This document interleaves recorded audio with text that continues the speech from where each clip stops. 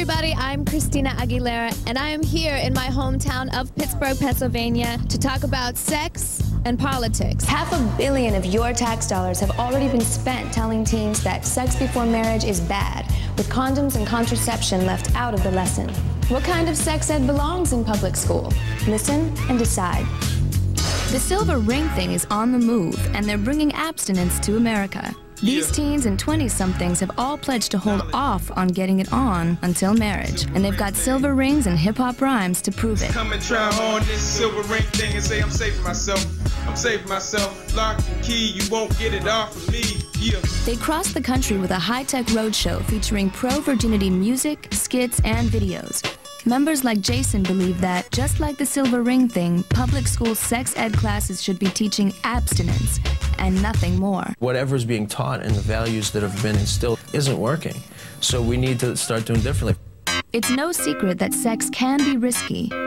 Every year, 1 in 4 sexually active teens gets a sexually transmitted disease, and more than 1 in 3 young women gets pregnant before age 20, almost always by accident.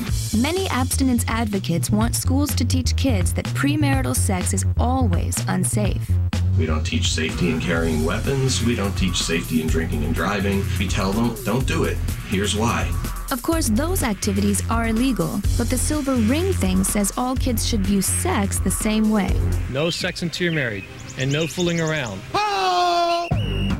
So what does that mean for your dating life? What really is ruled out? You guys are a couple, so maybe you two can speak about that. We'll kiss, we'll hang out, we'll hold hands, we'll hug and stuff, but we don't want to let it go any further than that. Touchy-feely over clothes, then is one step closer. Yes, definitely. Dry humping. Yeah.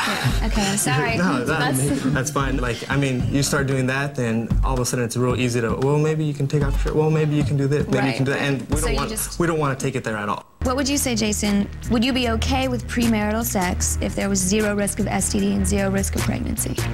I don't believe so, no, because the reason why I believe what I believe is because I do have a faith. I do have faith in God, and I believe that God created marriage, and I believe that marriage is something... And it says this in the Bible. Yeah, and that's how it was created to be that way. Is sex only for the purpose of making babies, to you?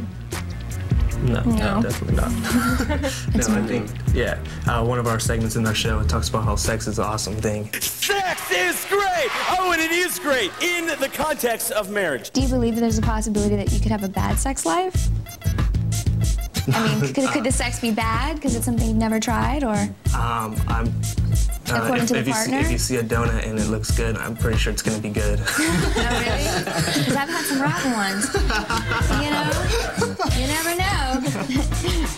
Well, gotta test drive the car before you buy it, right? I give the members of the silver ring thing props. There's no denying that staying sex-free is the only surefire way to avoid some serious consequences, and avoiding temptation isn't easy.